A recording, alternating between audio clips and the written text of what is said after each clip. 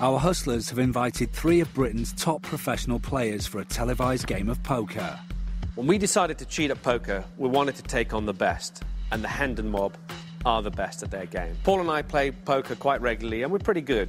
Without cheating, no chance. They would take us down probably every single time. Nothing can go wrong. Nothing. Because if you're caught, you're dead. Meet our 3 pros. They are Joe, the Elegant Beavers. Last year, he won over 140 grand playing poker. Ross Boatman, an accomplished actor and pro poker player who has won over $500,000 in his career. And Barney Boatman, brother of Ross. Last year, he won over 100 grand. They're in a group of players called the Hendon mob. Alex and Paul are pretending to be amateur players who are taking part in a poker documentary, thus explaining the TV cameras. In fact, both Alex and Paul are not amateur players, but are excellent poker cheats. Paul is an accomplished magician and one of the world's most expert gambling cheats. He has trained for years at card cheating and can literally deal himself any hand he wants, when he wants. This is the poker scam. So, the poker game has begun, and they have already played a few hands where the Hendon mob have been winning. So far the game isn't fixed, but it's about to get more interesting for our hustlers as they introduce their rigged pack of cards. This pack is the so-called cold deck, because it's not yet been warmed up through play. The simplest way to describe stacking the deck is to just take a deck and set it up so that after the deal, you receive the best cards. So if you wanted to get 2 aces, and there were only 2 players in the game, you simply have to make sure that the second card down is an ace, and the second card after that is an ace. So you deal a card to them, an ace to yourself, a card to them and an ace to yourself. The Hendon mob always use their own branded cards, and the cold deck must always match the deck already in use. So, our hustlers have simply bought an identical pack off the mob's own website to use as their fixed. First, they have to get the deck into the room. Cue Jess for the smuggle. She enters the room to take a drinks order, apparently a waitress from the venue. Any drinks for anybody? A bit more water would be nice, thanks. I'll have a Coke. If we look more closely, we can see that she has a deck of cards hidden behind her notebook. This deck's been pre-stacked by our hustlers, and they need to get hold of it to start playing their fixed hand. Paul's hand is in position, waiting to receive the deck. Will she manage it? Yes, perfect. The cards have dropped safely into Paul's awaiting hand. He is now in possession of the rigged deck. But next, Paul has to get them up onto the table and into play. To do so, he needs to swap the existing deck with the rigged deck in his hand. How's he going to do this? It's time for the switch. This is where it all started. Yeah. Again, Jess is on standby to aid him. She's back in the room to serve the drinks. And then we started travelling. We were kind of the winners in the game. Right. And then we started travelling around Europe. And maybe 1 or 2 of us would turn up and people would say, oh yeah, where's the rest of the Hendon mob? Right. Did you see it? If we look again, he's got the real deck in his left hand and the rigged deck in his right hand. As he moves the chair, he's put the real deck on his seat and the rigged deck up onto the table. It was very simple, but very effective. The rigged deck is now in play. Next up is the shuffle.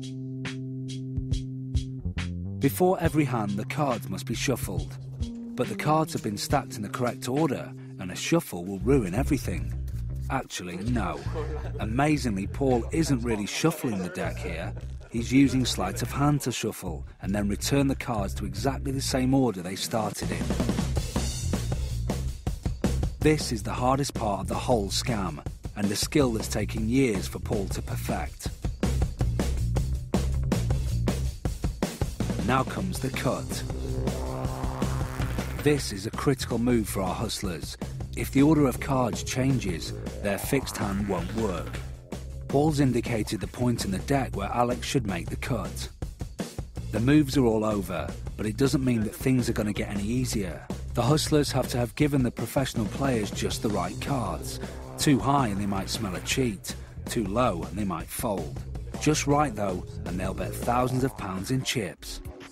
As planned, Paul folds. To win the game, the Hustlers only need one unbeatable hand at the table. Luckily for Ross, the Hustlers have given him a bad hand, and he folds too. But Barney has a jack and a 10, which has very strong potential. Joe has a look at his hand and does a very good job of hiding his emotions. He's got 2 aces. This is the best hand he could hope for at this stage. Alex takes a look at his cards, and of course he already knows what he's got, a pair of queens. It's 1,300 on top. The Hendon mob have just put down £1,300 each, and they've still got 5 cards to see. They've definitely taken the bait. Will the next 3 cards reel them in even more?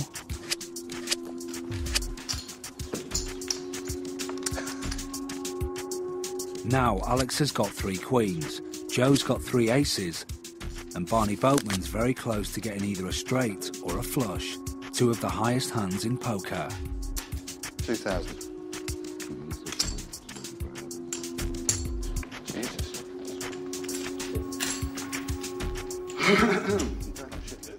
Now it's time for the 6th card out of 7. It's the 2 of spades. Barney Boatman's made his flush. He's got 5 spades. This is where the pro players really show their skills. I'm all in. Barney puts down a huge pile of chips to try and scare everyone off. Yeah. But Joe and Alex have gone all in too. It's time to see who's got the best hand. It's too close to call. Everyone thinks they've got the winning hand, but if the Hustlers have succeeded with their plan, this last card will be a spade and Alex will make a flush, beating everyone at the table.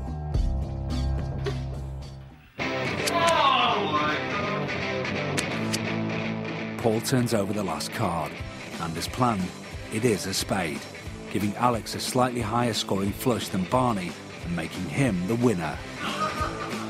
The cheated hand of cards has turned up trumps. Against the odds, Alex the amateurs managed to beat the pros at poker. The Hendon mob still don't know the game is rigged.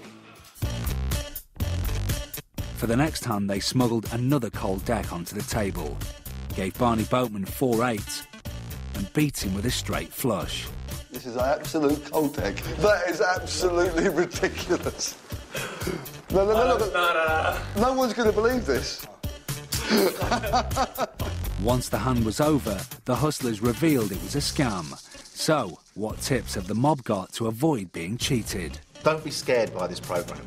There's no reason to be scared. There's no reason to go out and think, oh my God, everybody's cheating.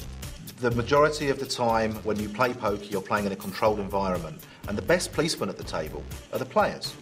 If you think there's something a little bit dodgy going on, speak up. If the cards haven't been shuffled properly, say so. If someone does a 2-handed cut, tell them you want to see them cut again. If you've got any experience at all, things will happen that are unlikely, that don't feel right. All I can say is that we make our living playing the game, and this hasn't worried us. Also, anything to add? Yeah, don't play with these guys. Yeah. We had an advantage in this game in that it was dealt by the players, so we would get a hold of the deck. If we were playing the Hendon mob in their element, which would be in a professionally monitored poker game, we wouldn't be able to pull these moves.